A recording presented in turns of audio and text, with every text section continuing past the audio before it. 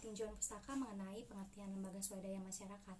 Lembaga swadaya masyarakat atau NGO atau organisasi pengembangan dan kesejahteraan masyarakat ini adalah suatu legitimasi di masyarakat lemah atau miskin, sehingga NGO ini mendukung dan memberikan bantuan dana kepada masyarakat miskin yang beroperasi secara parsial.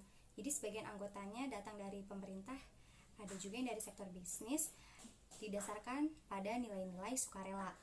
Nah, karakteristik lembaga swadaya masyarakat, lembaga LSM ini adalah lembaga non-pemerintah atau tidak birokratis. Kemudian LSM berdiri secara sukarela, atas asas sukarela, dan LSM berbeda dengan lembaga usaha lainnya karena tidak berorientasi pada keuntungan.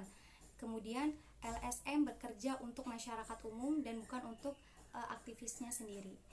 Nah, peran lembaga swadaya masyarakat ini adalah untuk melakukan pembelaan atau advokasi terhadap permasalahan di masyarakat, khususnya yang berkaitan dengan kebijakan pemerintah.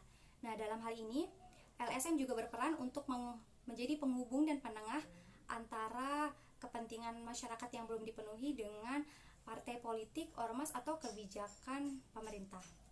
Nah, kemudian ada pengertian dampak dan faktor penyebab stunting.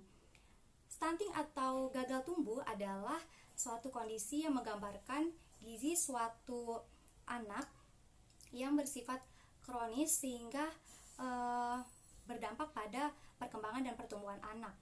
Nah, stunting ini sangat berdampak buruk pada pertumbuhan anak dan juga berdampak pada masa depan anak karena akibat stunting ini dapat menghambat perkembangan otaknya. Nah, faktor penyebab stunting ini dikarenakan bisa jadi karena kesehatan ibu atau gizinya itu tidak baik saat proses kehamilan, saat kehamilan dan setelah persalinan. Kemudian postur ibu yang pendek juga akan berpengaruh. Kemudian jarak kehamilan yang terlalu dekat, kemudian ibu melahirkan dalam kondisi yang terlalu muda ataupun juga terlalu tua juga tidak akan berdampak. Kemudian terlalu sering melahirkan serta asupan nutrisi yang kurang dalam kehamilan juga akan menyebabkan kasus kesehatan pada anak ini, yaitu stunting.